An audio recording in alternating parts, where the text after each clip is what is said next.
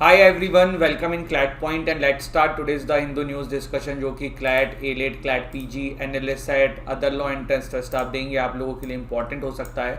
तो बिना समय गंवाए शुरू करते हैं, आगे बढ़ते हैं। उससे पहले अगर आप CLAT UG की तैयारी कर रहे हैं तो आप हमारे विजेता बैच में ज्वाइन कर सकते हैं जो कि CLAT UG 2023 का बैच है। नेक्स्ट बैच जो है वो 27 अगस्त से शुरू होगा। सेम चीज़ अगर आप 2024 क्लैट की तैयारी कर रहे हैं तो एवेंजर बैच है, 27 अगस्त से नया बैच शुरू होने वाला है। क्लैट पीजी अचीवर्स बैच 24 अगस्त से नया बैच शुरू हो रहा है, 2023 का ये बैच है। एनालिस्ट के जो बच्चे तैयारी कर रहे हैं उनके लिए ब्रह्मास्त्र का बैच हमारा ब्रह्मास्त्र बैच के नाम से होता है, तो ये भी 24 अगस्त से शुरू होने वाला है। तो आप इन सभी कोर्सेज में इनरोल कर सकते हैं। डिस्क्रिप्शन में हमारे एप्लीकेशन का लिंक है जहाँ से जाके आप जो है आपके डाउट्स को जो है क्लियर कर सकते हैं, डेमो क्लासेस देख सकते हैं, और भी कोई दिक्कत हो तो कॉन्टैक्ट नंबर भी आपके सामने है। एडिटोरियल आज भी कोई खास ऐसा आया नहीं है, एक article too good to be true करके एक आर्टिकल आया हुआ है। तो ये जो आर्टिकल है ना, ये बेसिकली देखो कल जो एक मामला हो गया था ना कि मैंने आपको बताया था कि हमारे जो मिनिस्टर हैं हरदीप सिंह पुरी, उन्होंने कुछ ट्वीट किया, फिर गृह मंत्रालय ने कुछ अलग ट्वीट कर दिया, तो उसी पे आया है। देखो क्या कहा जा रहा है इस आर्टिकल के अंदर। ऑफकोर्स इस आर्टिकल में ये कहा जा रहा है कि यार क्यों रिफ्यूजीज़ को जो है वो शरण नहीं दिया जा रहा है, या फिर जो हरदीप सिंह पुरी जी ने जो किया था वो सही था, क्यों गृह मंत्रालय ने इसके ऊपर जो है वो अपना जो है फैसला बदल लिया। देखो पहले तो कल एक स्टूडेंट का मुझे मैसेज आया कि सर रिफ्यूजीज़ को देश में रखने में दिक्कत क्या है, हमें तो मदद करनी चाहिए। तो देखिए इसका जो एक सबसे बड़ा मैं आपको एग्जांपल देता हूँ कि ठीक है आप इसको इस तरीके से देखिए कि आप घर में 4 लोग रहते हो, ठीक है, और कोविड चल रहा है, बहुत ज़्यादा मतलब बाहर कुछ मिल नहीं रहा है, रोटी या राशन कुछ भी नहीं मिल रहा है। अब आपके यहाँ पे देख रहे हो कि सामने जो है 8 लोग भूखे हैं और 4 लोग आप भी भूखे हो। आपके पापा को कहीं से एक रोटी मिलती है, तो पहले वो एक रोटी आपके पापा आप चारों में बांटेंगे कि जो बाहर के 8 लोग हैं उनमें बांटेंगे? बिल्कुल पहले आप 4 लोगों में बटेगा। तो यही चीज़ है यार, रिफ्यूजीज़ का सीन ये रहता है ना कि देखो इंडिया जो है अभी खुद अपने सारे जगहों पे अपने पूरे कंट्री के हर लोगों को उस लेवल पे चीज़ें नहीं प्रोवाइड करा पा रही है। फिर ऊपर से जब रेफ्यूजीज़ भी आके रहने लगेंगे तो फिर उनको भी देखना पड़ेगा, उनको भी टैक्स पेयर्स के पैसों पे करके चीज़ें चलानी पड़ेंगी। तो ये जो गवर्नमेंट का इंस्टेंस रहता है ना वो इसलिए रहता है, और उसमें कोई गलत भी नहीं है अगर कोई पहले अपने बारे में सोच रहा है। दूसरी चीज़ आपको मैं एक और बताता हूँ, दिल्ली में देखिए आपको मैं एग्जाम्पल बताता हूँ। दिल्ली के अंदर ना जो ड्रग्स वाले जो मैटर्स होते हैं ना, जैसे जो इसको क्या बोलते हैं, वीड बोलते हैं आजकल के लड़के जो यूज़ करते हैं, तो ये सब जो इसमें इन धंधों में ज़्यादा जो इन्वॉल्व होते थे ना वो बांग्लादेशी लोग रहते थे। तो ये आपको एक एग्जांपल ये है कि जो बाहर से लोग आते हैं वो गरीबी से बचने के लिए कुछ भी काम करते हैं, क्राइम भी बढ़ सकता है। ये पुराने रिकॉर्ड्स के थ्रू देखा गया है कि जब भी रिफ्यूजीज़ कहीं पहुँचते हैं तो क्राइम्स भी होता है। बट ऐसा नहीं कि इन लोगों को मदद नहीं मिलनी चाहिए, बिल्कुल इन लोगों को ही मदद मिलनी चाहिए। लेकिन प्रॉब्लम ये है कि जहाँ जिस कंट्री में आए ना, गवर्नमेंट को ये प्रयास करना चाहिए कि उस कंट्री में इनको रिसेटलमेंट करा के वहीं पर रखा जाए। तो जैसे कि रोहिंग्यास जो हैं वो म्यांमार से आए हैं, तो म्यांमार में इनको पहले भेजने की कोशिश करनी चाहिए। अब म्यांमार की भी हालत देखो खुद ही में अलग चल रही है, वहाँ पे सरकार वरकार तो कुछ है नहीं, अभी पूरा का पूरा जो है मिलिट्री के अंदर चीज़ें चल रही हैं। तो ये बेसिक चीज़ थी।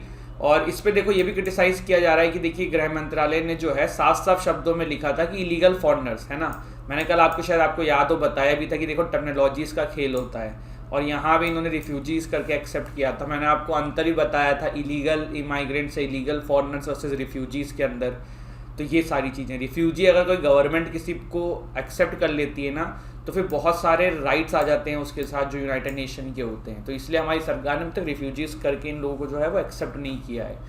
फिर राइटर देखिए एक और बात बता रहे हैं कि भारत जो है वो कहता है कि हमारा देखो एक बहुत एंशिएंट टाइम से एक स्लोगन है, वासुदेवा कुटुम्बकम, ठीक है, संस्कृत ये फ्रेज होता है, इसमें यही होता है कि सबका भला हो, इस तरीके की चीज़ें। तो राइटर ये कह रहे हैं कि फिर यार ये जो किया जा रहा है गृह मंत्रालय के द्वारा ये किस तरीके से सही है, अगर हम इस बात को मानते थे तो ये कुछ क्रिटिसिज्म है जो आपने देखा, ठीक है। यहाँ पे देखो ये एग्ज़ाम के पर्सपेक्टिव से कुछ निकल सकता है, तो ये देख लेते हैं, थोड़ा समझना ध्यान से, ठीक है। अभी क्या हुआ देखो, VLC मीडिया प्लेयर हम सभी ने अपने जीवन काल में कभी ना कभी यूज़ किया होगा, अपने फ़ोन में यूज़ किया होगा, कंप्यूटर में किया होगा, बट किया होगा। एक वो येलो कलर का ऐसा टोपी बना रहता था और VLC मीडिया प्लेयर लिखा रहता था, ठीक है। अभी उस पर प्रॉब्लम आ गई। प्रॉब्लम ये आई है कि भैया वीडियो लैंड क्लाइंट VLC जिसका शॉर्ट फॉर्म है उसको इंडिया में बैन कर दिया गया है। सिविल सोसाइटी ऑर्गेनाइजेशंस ने मीटी से जो है रीज़न मांगा है इसके पीछे के लिए, पर अभी तक कोई इन्फॉर्मेशन नहीं मिली है गवर्नमेंट के द्वारा कि क्यों उन्होंने जो है वो VLC को बैन कर दिया है। सरकार इस तरीके की कदम उठाती है तो कोई लॉ तो होगा जिसके थ्रू उठाती है, तो वो आपको पता होना चाहिए। Section 69A of the information technology act 2000, it allows the government to direct an intermediary to block for access by the public and information generated, transmitted, received, stored or hosted in any computer resource। तो ये चीज़ें आपने जानी, और इसके पीछे reason जो होता है ना वो यही होता है कि ऐसा ज़रूरी है फॉर देश की सोवेनिटी एंड इंटीग्रिटी को बचाने के लिए। तो section 69A of IT act जो है 2000 वो अलाउ करता है गवर्नमेंट को, वो किसी भी तरीके की चीज़ों को ब्लॉक कर सकता है जो कि कंप्यूटर में होस्ट होती है, स्टोर होती है। तो ये हमने जाना। अब डिटेल प्रोसीजर जो है इसका वो information technology procedure and safeguard for blocking for access of information by public rules 2019 के थ्रू गवर्न होता है, जिसके थ्रू सरकार जो है इस तरीके की कदम उठाती है। लेकिन अगर कभी क्वेश्चन आए कि क्या स्टेट गवर्नमेंट भी ऐसा कर सकती है, तो जवाब है नहीं। ये जो पर्टिकुलर लॉ है it direct central government only, और उन्हीं को पावर देता है कि वो इस तरीके की चीज़ें कर सकती है। इसके बाद in which situations can online content can be blocked in India, तो ऐसी दो सिचुएशंस हैं जिसके थ्रू हो सकता है। एक तो एग्जीक्यूटिव के थ्रू जो हमारी सरकार करती है जैसा भी आपने देखा, और दूसरा होता है जुडिशियल पावर्स के थ्रू जो हमारी कोर्टें करती हैं। एग्जीक्यूटिव के थ्रू कैसे होता है, तो जैसे कि हमने देखा section 69A of IT act 2000, ये सरकार को पावर देता है कि देश की सोवेनिटी, सिक्योरिटी, फॉरेन कंट्री से फ्रेंडली रिलेशन मेंटेन करने के लिए अगर ज़रूरत हो तो आप इस तरीके के ब्लॉकेज कर सकते हैं। दूसरा, अगर कभी कल को आपको एग्जाम में पूछ लें कि भैया ये IT एक्ट 69A है, सेक्शन 69A, इसकी पावर कॉन्स्टिट्यूशन के किस आर्टिकल से निकलती है, क्या सरकार के पास ये पावर है या आपके फंडामेंटल राइट का वायलेशन है? तो ये भैया हमारा जो आर्टिकल 19 सब क्लॉज 2 है ना, वो रीजनेबल रिस्ट्रिक्शन डालता है कि सरकार जो है वो समय पड़ने पे, ज़रूरत पड़ने पे रीजनेबल रिस्ट्रिक्शंस लगा सकती है। तो ये पावर वहाँ से आती है। तो बिल्कुल कॉन्स्टिट्यूशन के द्वारा भी ये मामला जो है बिल्कुल सही है। ठीक है। इसके अलावा क्या है, कोर्ट दूसरा माध्यम क्या होता है, कोर्ट जब कोर्ट कहती है कि भैया पर्टिकुलर कंटेंट हटा लो, या कोर्ट कुछ आदेश देती है, तो इस तरीके की चीज़ें हम तब देखते हैं। ठीक है। इसका एक और एग्जांपल ले लो, जैसे कि राइट टू फॉरगॉटन वाला था, उसमें क्या था, कोर्ट यही तो कहती है ना इस पर्टिकुलर बंदे के बारे में ये चीज़ हटा दो, तो वो वाला है मामला। ठीक है। राइट टू फॉरगॉटन पता है ना क्या है? देखो, राइट टू फॉरगॉटन ना एक रोडीज के खिलाड़ी थे, मुझे भी नाम याद नहीं आ रहा है। सबसे पहले 19 से शुरू हुआ था इंडिया के अंदर, अभी जस्ट नाम दिमाग से स्लिप हो रहा है, आप लोग देख लेना। आई थिंक 2011 का वो रोडीज का विनर था, ऐसा कुछ था, पढ़ना इस बारे में थोड़ा पता पड़ेगा। तो राइट टू फॉरगॉटन में क्या होता है, देखो आप ऐसे समझ लो कि कोई बंदा है, उसका नाम A है, ठीक है, उस पर चार्जेस लग गए कि भैया A जो है वो B के साथ बदतमीजी किया था और उसका सेक्सुअल एक्सप्लॉयटेशन किया था। आफ्टर 4-5 ईयर के बाद सामने आती है कि भाई A ने B का कोई सेक्सुअल एक्सप्लॉयटेशन नहीं किया था, B ने फर्जी इस पर आरोप लगाए थे। लेकिन जो 4-5 साल के टेन्योर के अंदर A के ऊपर कितनी सारी खबरें छपी होंगी, A के बारे में कितना डिफेमेटरी स्टेटमेंट्स आया होगा, A के बारे में अलग अलग वेबसाइट में क्या क्या लिखा होगा, तो उस चीज़ को रोकने के लिए अब वो बंदा A जो है वो तो ज़िंदगी भर वो वेबसाइट पे पब्लिश चीज़ें वो कैसे हटेंगी, तो फिर उसी के लिए राइट टू फॉरगॉटन का कॉन्सेप्ट आया। ये यूरोपियन कंट्रीज़ में सबसे ज़्यादा पॉपुलर है, वहाँ से ये काइंड ऑफ इवॉल्व हुआ है। इसमें ये होता है कि भैया अब A जो है वो कोर्ट में गया, उसने कहा कि यार ये सारी चीज़ें हट जानी चाहिए, क्योंकि जब मैंने कुछ किया नहीं है तो मेरे बारे में मिस इन्फॉर्मेशन इंटरनेट पे पड़ी है, तो I have also fundamental right to forgotten, तो वो वाली चीज़ यहाँ पे आ जाती है। ठीक है। अब देखो एक और यहाँ पे न्यूज़ है, इंपॉर्टेंट हो सकती है, कंट्रोवर्सी अराउंड पार्किंग स्पेस। पहले आप देखो ये समझो, ठीक है, आप लोगों ने अपार्टमेंट्स के बाहर देखा होगा कि इस तरीके की पार्किंग होती है, ओपन पार्किंग जिसे कहते हैं, और एक पार्किंग होती है जो गैराज बने होते हैं। ठीक है, उसमें प्रॉपर आपको गैराज मिले होते हैं। तो अभी एक केस आया था महाराष्ट्र के अंदर, ये केस था, उसके बाद सुप्रीम कोर्ट पे पहुंचा था। तो सुप्रीम कोर्ट ने स्पष्ट शब्दों में ये कह दिया है कि ये वाली जो पार्किंग होती है ना, it can not be sale directly garage की तरह। गैराज वाली पार्किंग आप सेल कर रहे हो, ठीक है, लेकिन ये नहीं सेल किया जा सकता है। थोड़ा सा आते हैं मैटर को समझते हैं। The Supreme Court in Nahalchand Laloochand and company limited versus Panchali cooperative housing society limited dismissed the appeal challenging the Bombay High Court ruling that under the MOFA Maharashtra Ownership Flat Act, a builder cannot sell parking slots in the slits area as a flat or garage। ठीक है, समझ में आई आपको बात? High court ने rule किया था कि भैया इसके अंदर जो है वो बिल्डर जो है वो सेल पार्किंग स्लॉट्स नहीं कर सकता है इस तरीके की जगहों पे। गैराज नहीं है, ये ओपन स्पेस है। ठीक है, तो क्या किया फिर सुप्रीम कोर्ट ने भी इसके अगेंस्ट में अपील जो है वो डिसमिस कर दी और इस काइंड ऑफ इस वर्डिक्ट को सही ठहरा दिया है। सुप्रीम कोर्ट ने कहा है कि जो ये स्ट्रीट पार्किंग्स होती हैं ये गैराज नहीं होते, ये ओपन स्पेस होते हैं। और अगर आप इस एक्ट के थ्रू देखो, इनका जो ये एक्ट है ना, ये हमारे लिए इंपॉर्टेंट नहीं है। महाराष्ट्र ओनरशिप फ्लैट एक्ट से आपसे क्वेश्चन नहीं पूछ लेंगे, लेकिन उसी का एक सेक्शन 2A1 है, तो ये कहता है कि गैराज का मतलब ये होता है कि रूफ एंड वॉल्स होनी चाहिए 3 साइड्स के अंदर। तो भैया ये तो ओपन स्पेस है ना, this can not B seal. तो ये आप बेसिक थोड़ा सा ध्यान रखना, केस का नाम ध्यान रख लेना अगर रख पाओ तो, बाकी तो और ऐसा कुछ है नहीं इसमें, ठीक है। चलिए, एक वोकेबलरी का आपको वर्ड मिला है स्टिल्ट, इसके बारे में गूगल कर लीजिएगा, आप लोगों के लिए काम आ सकता है। इसके बाद देखो अभी एक नया भैया एक कॉन्सेप्ट समझ में आ रहा है, western nations keen to seal Iran nuclear deal as it will stabilise international energy prices says expert. तो वेस्टर्न कंट्रीज लग रहा है कि अभी कर देंगे ईरान न्यूक्लियर डील। थोड़ा सा ईरान न्यूक्लियर डील है क्या, याद है आपको, मैंने बताया हुआ है बहुत बार।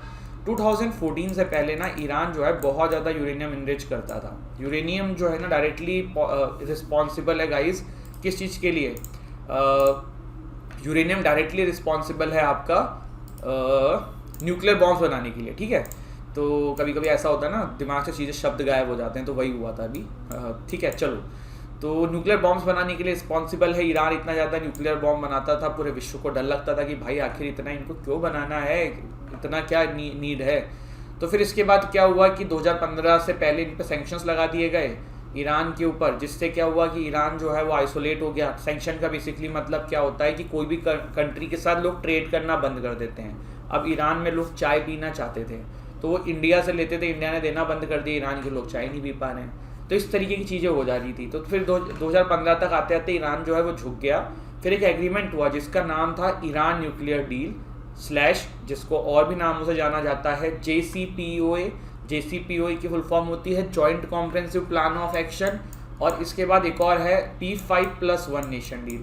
ये P5 में 5 permanent member of United nation security council हैं, 1 आपका जर्मनी है, ठीक है। ये 5 परमानेंट मेंबर कौन है मुझे कमेंट सेक्शन में बताओ, ठीक है। अब ये जब एग्रीमेंट हुआ तो उस समय बराक ओबामा की सरकार थी अमेरिका के अंदर। फिर 2017 आते आते तक भैया डोनाल्ड ट्रंप शासन में आए, तो उन्होंने आते से ही ईरान न्यूक्लियर डील से यूएस को बाहर ले लिया।